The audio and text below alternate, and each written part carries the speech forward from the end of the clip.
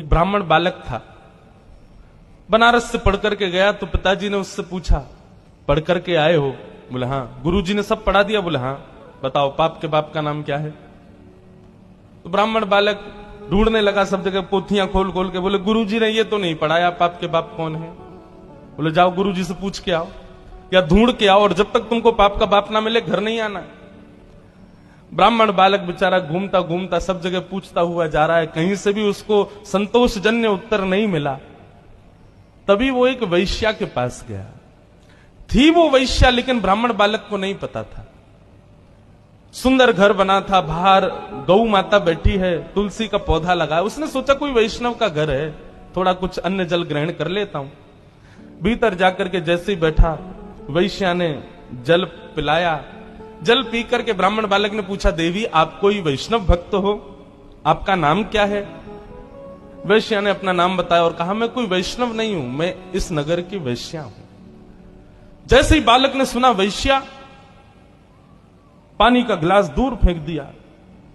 बोले ओहो, अब तो मुझे गंगा जल में नहाना पड़ेगा, कपड़े सहित नदी में कूदना पड़ेगा, मैंने बहुत बड़ा अपराध कर दिया, पाप का बाप खोजने निकला था, पाप कर दिया, एक वैश्या के घर का पानी पी लिया मैंने, अरे राम राम राम राम, पुण्यम पापम, कान पकड़ने लगा।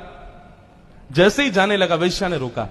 मन में सोचा, पाप का बाप ढूंढने निकला है बालक, ज्यादा दूर नहीं जाने देते, हम ही मिलवा देते।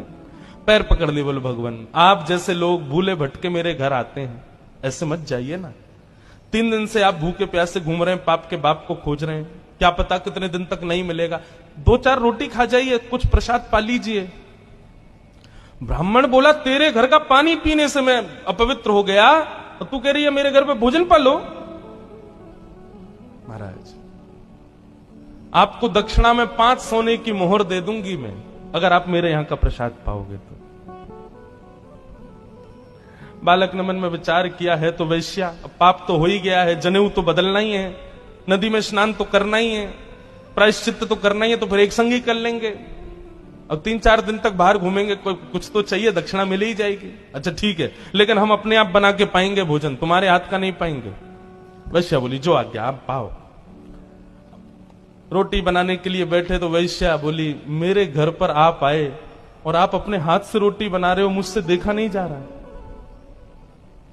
मैं 5 की जगह 7 सोने की मोहर दे दूंगी, रोटी मुझे बनाने दो।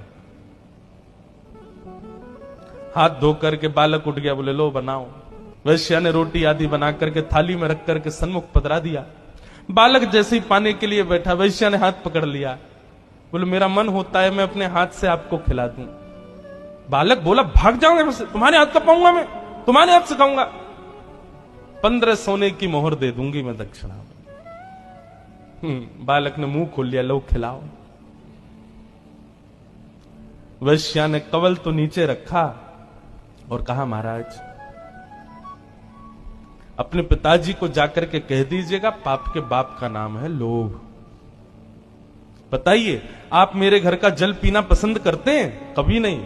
आपको पता चल गया कि मैं वैश्या हूं, उसके बाद मेरे घर का भोजन पाना चाहिए था? नहीं पाना चाहिए था। मेरे हाथ की बनी रोटी खानी चाहिए थी? नहीं खानी चाहिए थी। मेरे हाथ से आपको खाना चाहिए था? नहीं। ये सब आपने क्यों किया? बोले तुम्हारी श्रद्धा। बोले श्रद्धा नहीं, झूठ मत बोलिए, सब दक्षिणा। महाराज पाप के बाप का नाम है लोभ। लोभ किसे कहते हैं? जितना प्राप्त हो उससे अति की कामना, इसको लोभ कहते हैं। पिताजी से जाकर के कह देना, पाप के बाप का नाम लोभ है। ब्राह्मण बालक ने वैश्या के चरण पकड़ लिए, बोले धन्यवाद, आप तो मेरी गुरु हो, मैंने आपको किस रूप में देखा, पर आपने तो मेरे चक्षु खोल दिए। इसलिए भैया जीवन में पाप से बचना है, लोभ से बचो। यदि कभी आपसे कोई पाप हो जाए तो एक बार एकांत में बैठ के विचार करना कि मैंने कब लोभ किया था। आपको पता चल जाएगा कि आपने लोभ कब किया, क्योंकि बिना लोभ के कोई पाप होता ही नहीं है।